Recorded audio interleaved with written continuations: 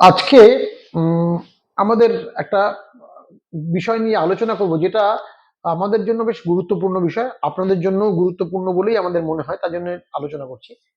বিষয়টা হলো মুখের আলসার বা ঘা। এখন ওরাল আলসার, যেটা আমরা আমাদের ডাক্তারি পরিভাষায় বলি, ওরাল আলসার অনেক কারণে হতে পারে। স্বাভাবিকভাবে আপনি একটু স্ট্রেসে থাকলে তাতেও হতে পারে। এমনকি সেই আলসারটাকে আমরা অনেক সময় অ্যাপথাস আলসার বলি, স্ট্রেস রিলেটেড আলসার। বা অনেক সময় হারপিস হয়, পরীক্ষার সময় দেখা গেছে যে অনেকেই স্ট্রেসে থাকে, বা কোনো একটা কাজের চাপ আছে, বাড়িতে কোনো একটা অনুষ্ঠান আছে, এই ধরনের স্ট্রেস থেকে আলসার হতে পারে। এই আলসারগুলো নিয়ে খুব বেশি চিন্তা ভাবনা করার নেই। শুধু একটাই ব্যাপার, বাজারে বেশ কিছু বাজার চলতি জিনিসপত্র, ওষুধপত্র আছে, যেগুলো আপনারা যদি লোকালি লাগান তাহলেই এগুলো ঠিক হয়ে যাবে। অথবা খুব যদি বেশি ব্যথা হয়, অনেক সময় ডাক্তারবাবুর পরামর্শ নিতে হতে পারে। সেক্ষেত্রে অনেক সময় লেজার, ডায়োড লেজার লাগে, ডায়োড লেজার দিয়েও এগুলোকে ব্যথার উপশম করা যায়।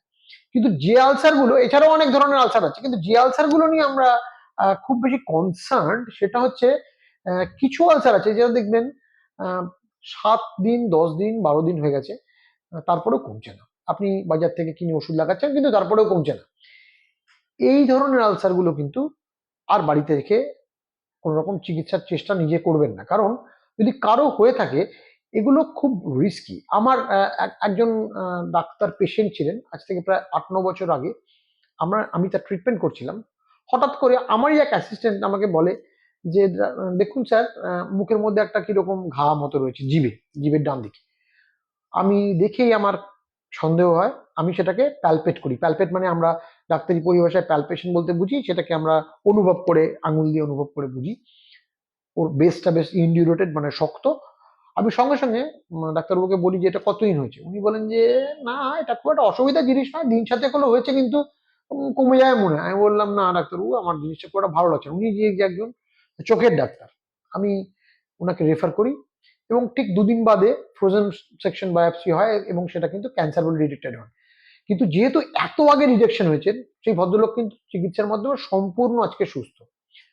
তো আপনাদের শুধু এটাই বলতে চাইছি যে মুখের আলসার মানে আমরা সবসময় ভাবি মুখে একটা ঘা, সেটার দিকে কিছু হবে না, কিন্তু এরকম হতেও পারে যে আপনার মুখে কোনো একটা দাঁতের একটা খুব সূচালো অংশ সেটা বারবার ঘষছে, বা আপনি হয়তো কোনো রকম তামাক জাতীয় দ্রব্য মুখে নেন, বা অন্য কোনো কারণেও এরকম হতে পারে একটা আলসার হয়ে রয়েছে, কিন্তু সেটা বাজার চলতি ওষুধ দিয়ে আপনি বাড়িতে যেগুলো লাগান, সেগুলো লাগিয়ে 5-6 দিন, 7 দিন কমছে না। সেক্ষেত্রে কিন্তু আপনার ইমিডিয়েটলি ডাক্তারের পরামর্শ নেওয়া উচিত।